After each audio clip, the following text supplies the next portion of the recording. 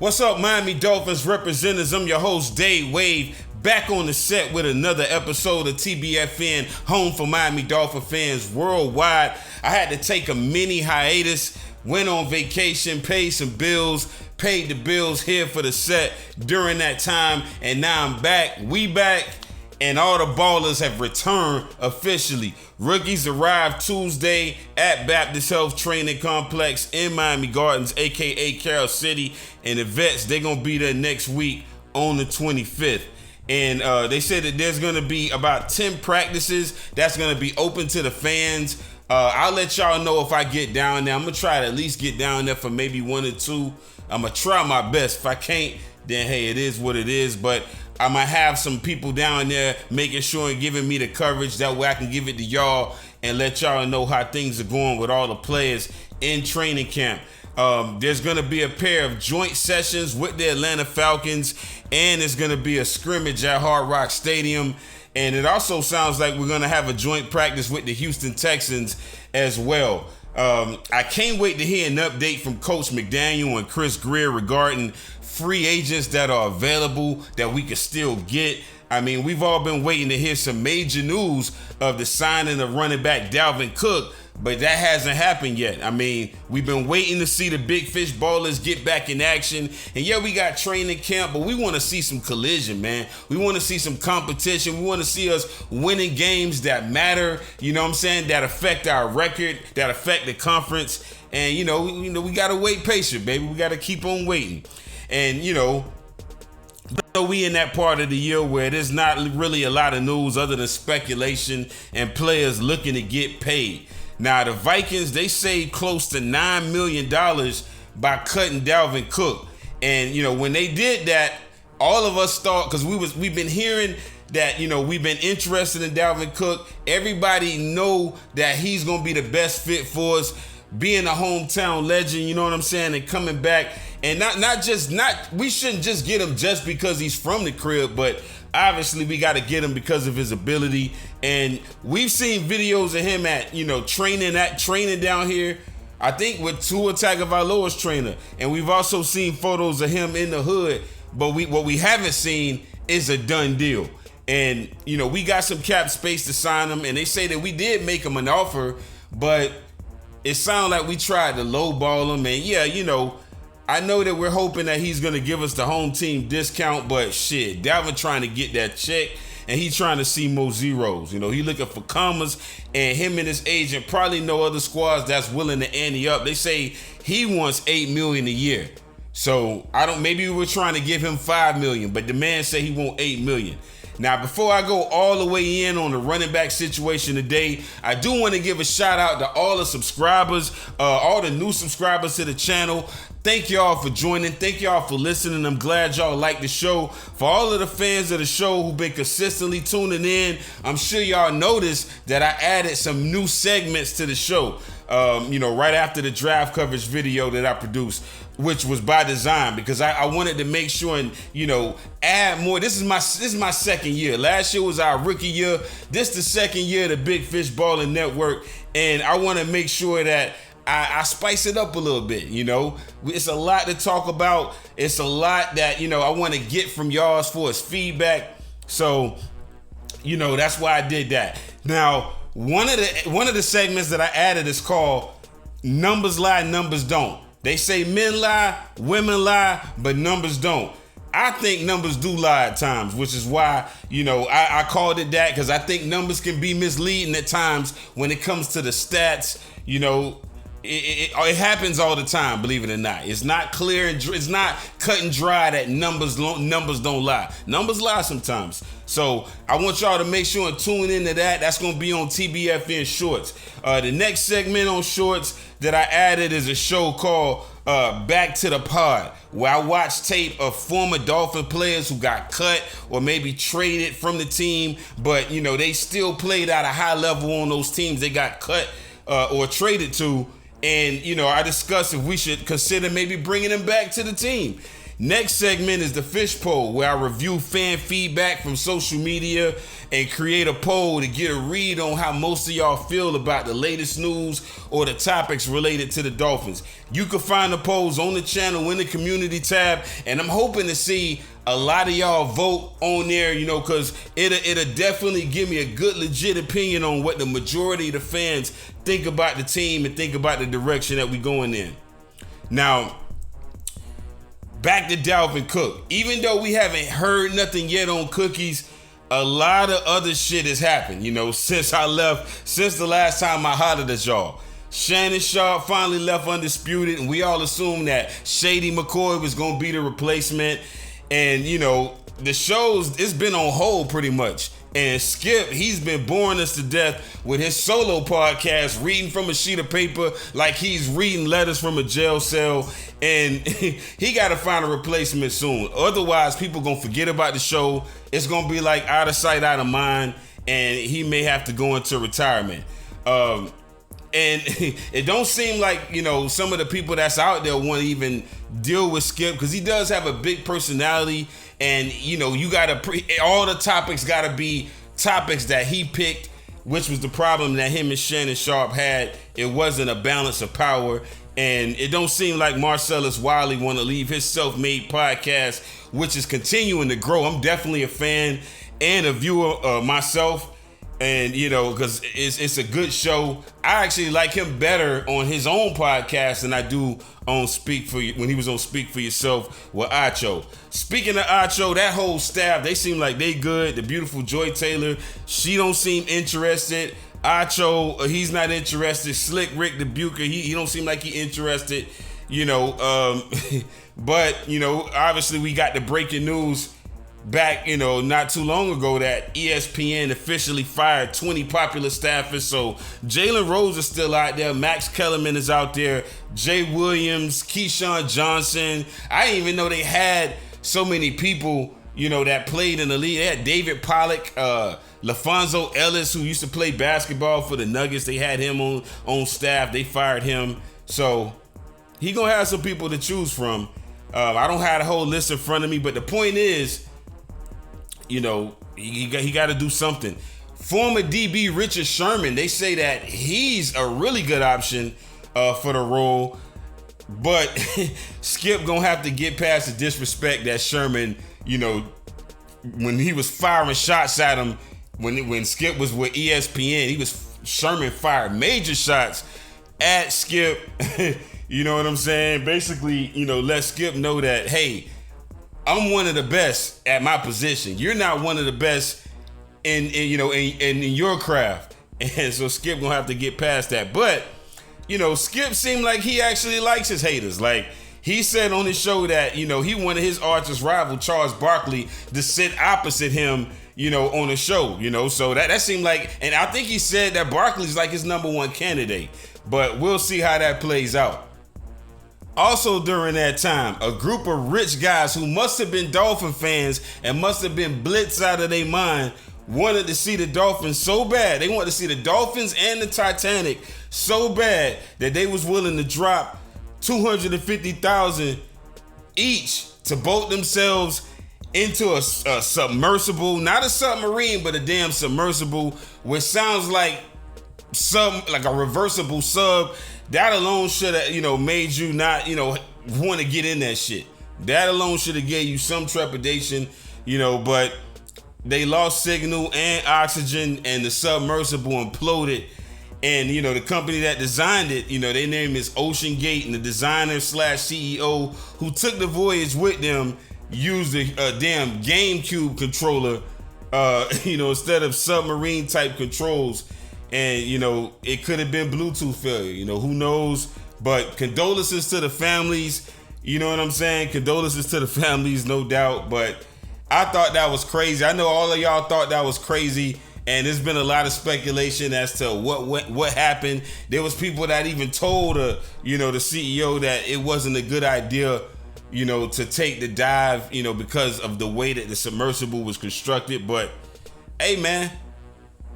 It happens. Now, we got some bad news as well. We heard that Tyreek is in a legal situation which could create another gate situation depending on how far shit go. And y'all know the Dolphins, it's always a gate that we got to deal with. We had Bully Gate that we had to deal with. We had Deflate Gate. I mean, that was the Patriots who committed the crime, but still, there's always some type of gate. This might be a Marina Gate or a Charter Gate.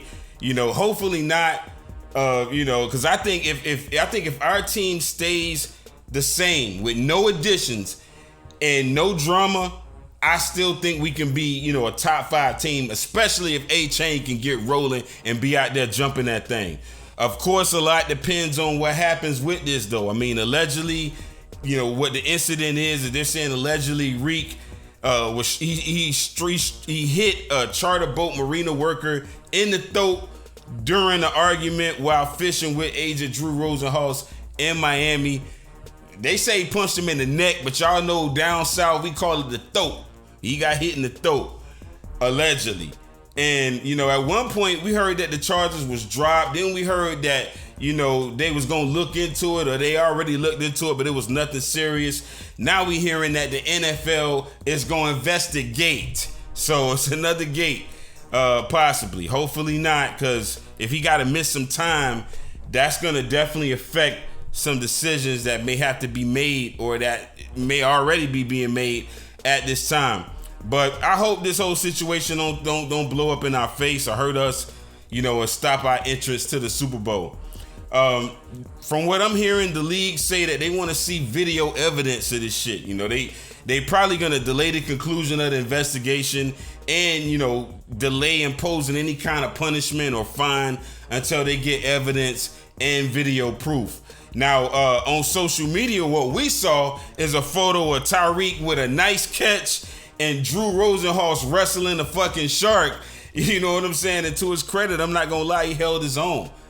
They asked Tyreek if he wanted to dive his ass in there and wrestle the shark. He said, hell no. And I don't blame him. But what he said hell yeah to was him coming back stronger and gaining 2,000 yards or more this season, completing the goal that he almost did last year. And I told y'all, if Chosen Anderson can play that tall West Coast wide receiver role the right way, and he can use his speed to make yak plays just like Tyreek Hill and Waddle are already doing, I think Mike should have Tua and our backups target Chosen as much as possible in camp to see if he could do that. If he can, sky's the limit, man. Hill should definitely be able to do it. And if he's making plays and connecting with Tua in camp and in the first 3, all of the preseason games, then I think that the coordinators should maybe, try to target him even more in the first 3 games to give defensive coordinators problems, give them something else that they have to game plan for, and make them respect Chosen Anderson. Make them see that he is the chosen for that 3rd wide receiver spot. You know what I'm saying? And hopefully we can find mismatches, against slower and shorter defenders, and he can utilize his speed. Reek said all us fans should be excited. He said he getting goosebumps right now, about, the fact that most of the players are coming back in their second year and they have their second year of experience in Mike McDaniel's playbook. Now, the Palm Beach Post was able to get a one-on-one with Tua Tagovailoa recently while he attended Edison Senior High School. And, he surprised the school athletes with $65,000 in equipment and uniforms. And he was asked if he thought the Cheetah could get to 2 centuries. And he said, yeah. And if that happens, it means that Tua should get to at least 4,500 to 5,000 yards or more. I mean, obviously I know I sound ridiculous right now saying he's going to get over 5,000 yards, but shit. If Tyreek gets 2,000 yards, I believe that Jalen Waddle got 1,000. That's 3,000 right there. I believe if Chosen can give us maybe 500, that'd be good, and you never know. This team is fast, man. It is fast. And, they asked Tua what he thought about Chosen and A-Chain, and he said A-Chain looked good in practice, And, a lot of what they think about A-Chain is going to also determine how hard, we're willing to go after Dalvin Cook, and how much we're willing to up the ante if it comes down to it. I don't want him to go to the Bills where they got his brother James Cook, and now you got two Cooks coming at us. I don't want that. I don't want that. I don't want him going to the Patriots. I don't want him going nowhere in our division. And I hate the fact that the Jets and they say they're monitoring the situation because you already got Breece Hall and Michael Carter, but see, they don't want us to get him. So that could strategy. That could be the reason. Even though there's a lot of suitors for Dalvin Cook, I still think that we got first dibs on him. I do. I think that, we're in the best position to take on this cap hit with $13.6 million as cap space, possibly. Or I think, it's been a while since I looked at the cap. I'm going to look at it, and I'm going to probably have a video about the cap soon, but I know we got some space, but the question that I want to ask y'all is, should we push all our chips to the table and go after Cook and just ignore all the other potential running backs that we might be able to get and potential other options who might be elite? I mean, of course, I'm going to be biased and say yes, and, but at the same time, what if King Henry, Saquon, or Josh Jacobs can be had for the right price? I mean, I think we got to be open-minded. Like I said previously, a lot kind of depends on if Mike McDaniel wants to have a certain kind of loyalty with Jeff Wilson and Raheem Mostert. Maybe he wants to show that and not bring in competition for those two guys, especially now that he's already added competition with A-Chain. And a lot also depends on how he plans to triage the carries amongst a three-headed rushing attack or a two-headed attack. How is he gonna divvy the carries? Because you got to give A-Chain some touches, so that's what it is. But I think I think Barkley, Jacobs, Cook, we still got to also consider Ezekiel Elliott and Leonard Fournette. I think those guys are the ones that we should definitely take a look at. I thought it was a mistake for us to not at least talk to running back Damian Harris, who the Patriots cut and end up signing with the Bills, I just don't like that we have to deal with him in our division, honestly. I either wanted us to sign him because, he's from that Alabama program and he might have chemistry with Tua, or I wanted him traded out of the division or out of the East for sure. And I know it sounds petty as hell, but like I told y'all, sometimes you got to sign certain players so that your competitors don't sign them. What if Dalvin signs with the Chiefs? What if he signs with them? He's going to be a problem. We're going to have to make another offer that's aligned closer to what he wants to try to make that happen. Bill Belichick is looking for a better rushing fit to pair with Ramondre Stevenson. And the Pats, they're also talking to Leonard Fournette and former Ram Darrell Stevenson. It's going to be two Stevensons, it might be two Stevensons on their roster. If they sign either one, especially Fournette, we're going to need to think about trading for another interior D lineman to go along with Siler and Wilkins. That's going to be able to stop this damn run. And, it's been some options that's recently popped up, that I might end up talking about. But, we going to have to, or our linebackers going to have to be on point, because that's just going to mean that they're going to be committed to pounding the rock right at teams and coming downhill. Now, Lenny, he hasn't passed 1,000 yards in a season, the 1,000-yard mark since 2019. Last year, Fournette carried the ball 189 times for just 668 yards and 3 touchdowns in 16 games. He averaged 3.5 yards per carry, and that was pretty much like his second lowest mark of his career. He did manage to make an impact as a pass catcher. That's why I like Fournette, because at his size, he's great as a pass catcher. He has 73 receptions for career highs of 523 yards and 3 receiving touchdowns for the Bucs. Henderson, on the other hand, he spent the first 4 seasons of his career, like I said, with the Rams. He's never got 1,000 yards before in the NFL, but he is coming off a good season. You know what? Well, actually, he's coming off a terrible season. He rushed for only 283 yards and 3 touchdowns in 10 games, and then he was waived. I think his season before that might have been all right. But Henderson, I never really had him on the radar. Now here's the thing with King Henry. He may be the hardest to trade for because the Titans, they're gonna want a king's ransom for him, so they may ask for a first round, second round pick. If he's the target, then I would be patient and maybe try to get him before the trade deadline. Maybe not right now, but I would keep the Titans on the phone and say, hey, give us some time. And, the Titans, I think they can use a legit pass rusher. So maybe we can give Bradley Chubb and Jalen Phillips a lot of snaps in the first few weeks.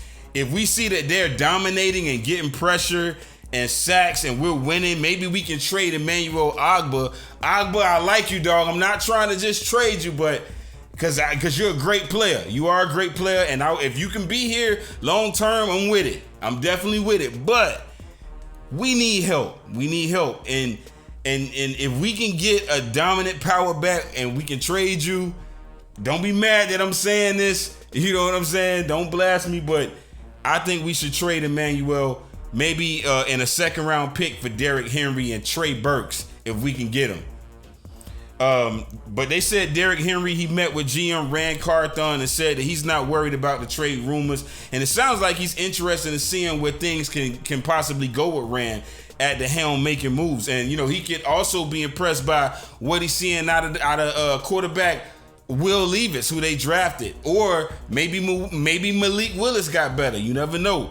But I think, and they still got Tannehill. I do think that Will Levis can win that job, but we'll see. You got Coach Mike Vrabel. He's still in good favor over there because the players do play hard for him, and he's had the Titans in the playoffs and competing for the most part.